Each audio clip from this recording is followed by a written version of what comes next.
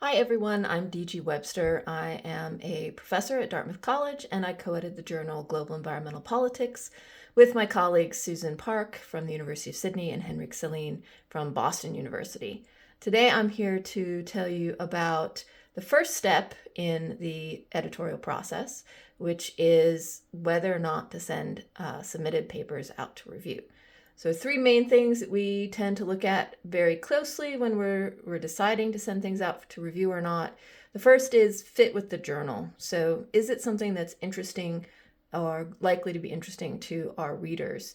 And the title of the journal kind of says it all. We look for, is it global or at least international? Does it have some kind of connections to the environment or environmental issues?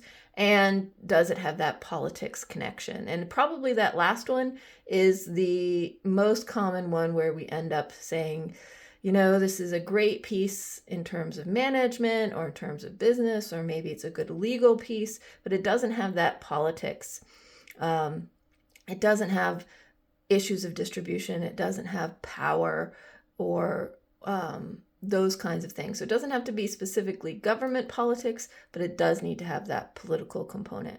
The second thing we look at is, does it fit with the type of article that was submitted? So is it a research article? Does it have that empirical component that we look for in a research article? We don't publish literature reviews. We don't publish pure theory papers, although we think that there are other great journals out there that those could be submitted to, and it's wonderful that those journals exist.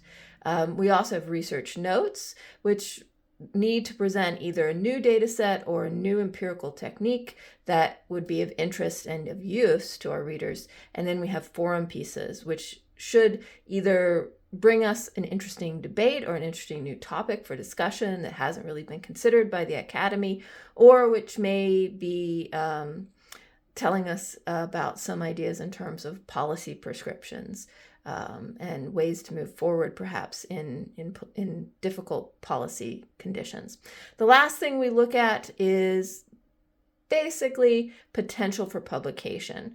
And we actually rarely end up having to desk reject on these grounds, but we look at them and say, okay, if we send this out to review, and thankfully we have wonderful reviewers, like really our reviewers tend to give really good feedback, and we really appreciate them for that. But the question we have to ask ourselves is, if we send this out to review and the author responds well to the reviews, is it likely to become publication worthy? So that's our three main criteria for whether or not we send something out for review. We'll post some more detailed answers or details about each of those three things later, and we'll link those into the comment section. But for now, that's it for me. I hope you're having a great day and enjoy the rest of the videos on our channel. Thanks. Bye.